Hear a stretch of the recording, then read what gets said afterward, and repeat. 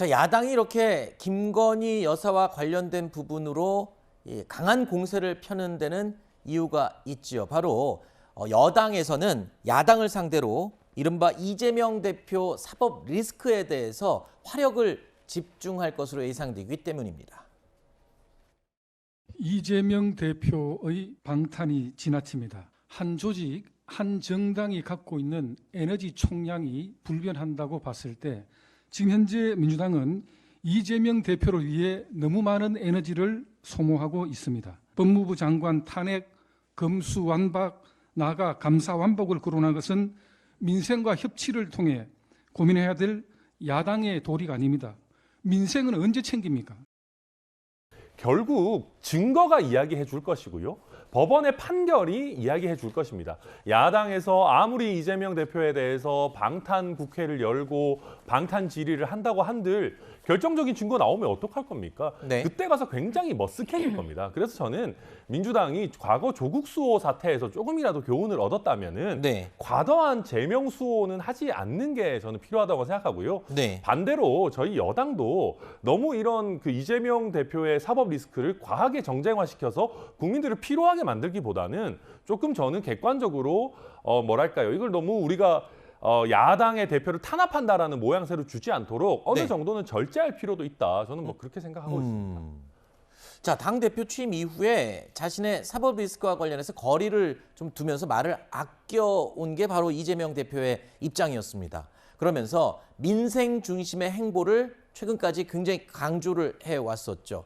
자, 그런데 정작 오늘 대정부 질문이 시작되면 민주당과 국민의힘은 민생 얘기는 별로 안 하고 지금 방금 우리가 언급했던 사법 리스크와 김건희 여사 특검법 이쪽에 지금 집중을 하고 있는 게 좀 아쉬워요. 국민의 입장에서 보면. 사실 그런 부분을 정치권도 새겨 듣고 있는 것 같긴 합니다. 지금 이 국민의힘의 비대위원께서 민주당이 너무 이 많은 에너지를 이재명 방탄에 쏟아붓고 있는 거 아니냐라고 했는데 또 민주당 입장에서는 수사기관이 너무 특정 정치인을 겨냥한 수사를 전방위적으로 저인 방식으로 펼치는 거 아니냐 이런 의혹의 시선을 거두고 있지 못한 건 매한가지인 것 같습니다. 네. 그렇다면 이 민주당으로서는 아마 전략을 그렇게 가져가는 것 같습니다. 이재명 대표가 내 문제, 내 사법적인 기소 수사 여부와 관련해서는 내가 매듭질 테니 당 자체는 아마 민생에 좀 집중하는 것이 맞다라는 입장을 공언하고 있고요. 실제로 민주당이 이번 국정감사 기간 동안에 22대 국정과제를 선정을 해서 속도를 낼 것임을 밝히고 있고 실제로 이 농지 관련 법안과 관련해서 쌀값 정상화법이라는 게 있습니다. 예전부터 이재명 대표가 대선 후보일 때부터 시장에 적극적으로 정부가 관여해야 된다라고 해서 이 관련 상임위인 농해수위에서 법안 소위를 민주당의 단독 처리로 강행되기도 했습니다. 물론 국민의힘의 반발이 있기는 하지만 이런 부분이 다수 자석을 점유한 과거 집권 여당으로서 그리고 다시 야당이 된 민주당으로서는 이런 민생의 속도를 내겠다는 부분을 분명히 하고 있고 방탄에 대한 우려도 좀 걷어들이려고 노력을 하고 있는 것 같습니다. 민생의 속도를 내고 있는 건 맞습니까? 오늘 지금 대정부 질문 이렇게 하는 걸 보면 민생 얘기는 지금 찾아볼 수가 없는데 말이에요. 아마 관련해서 법안 그리고 관련 심사 소위에서는 속도를 내고자 하는 움직임이 있는 것으로 알고 있습니다. 이건 뭐 비단 야당을 향해서만 하는 얘기가 아니라 여당을 향해서도 마찬가지입니다. 지금 국민들은 이런 부분들을 지금 계속 지켜보고 있습니다. 오늘 물론 대정부 질문 첫날이기 때문에 글쎄요. 이 여론이 어떻게 흐를지가 전 굉장히 궁금한데 지난 8일이었죠.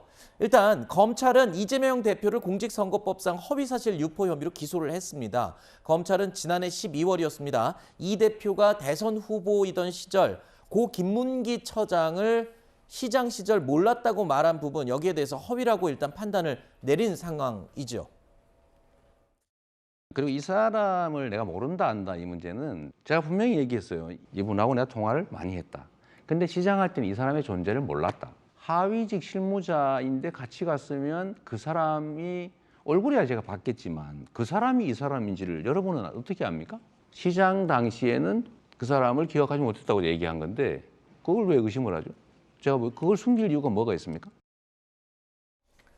자, 바로 이 부분입니다. 이재명 대표는 계속해서 시장 시절에 고 김문기 처장을 몰랐다는 주장을 굽히지 않고 있습니다만 법무부가 국회에 제출한 공소장에는 이 대표가 김문기 전 처장을 성남시장 시절부터 알고 지낸 구체적인 정황들이 속속 드러나고 있다. 이렇게 알려지고 있습니다. 아까 우리 위원께서 천 의원께서 그렇게 얘기를 했어요.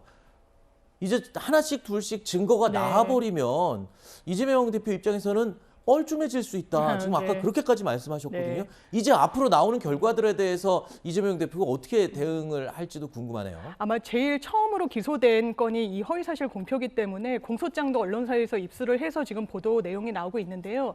몰랐다라고 하기 위한 그 주장에 반대되는 어떤 증거들을 검찰이 한 10개 정도 설치를 해놨다라고 합니다. 구체적으로 살펴보면 한 2009년경부터 김문기 씨와 세미나 토론회에 참석한 부분, 그렇다면 모른다고 이야기하는 것이 과연 맞겠느냐. 그리고 뭐 다들 알려져 있는 이 사실입니다만 2015년도에 9박 11일 호주 출장을 가기도 했었죠. 그렇기 때문에 이 시장 시절에 과연 몰랐다는 말이 맞냐. 그리고 시장 시절에 6차례 정도는 김문기 씨로부터 직접 보고를 받았다라고 검찰은 지금 공소장에도 적시해놨고 관련 수사 증거를 확보하고 있는 것 같습니다. 다만 이런 부분과 관련해서 이재명 대표 측에서는 이 안다 모른다와 관련해서는 사실 내심의 의사이기 때문에 내가 그 당시에 성남 시장 시절에 그 사람을 구체적으로 알지 못했다라고 기억에 근거해서 이야기한 것이고 기억에 의존했을 때라는 어떤 전제 조건을 붙였다라고 또 항변을 법리적으로 하고 있는 상황으로 보입니다. 알겠습니다. 뭐 이제 앞으로 계속 수사 결과 그리고